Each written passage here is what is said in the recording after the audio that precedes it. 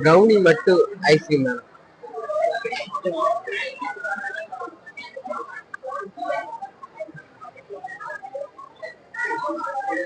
நம்ம வந்து நிறைய இங்க வா ஐஸ்கிரீம் தானே ஐஸ்கிரீம் பிடிக்கல. நம்ம கடையில இந்த ப்ரௌனி வந்து நிறைய எக்கச்சக்கமா சாப்பிட்டுருக்கோம். இந்த சாப்பிடுறதுல தெரிஞ்சிருக்கும்.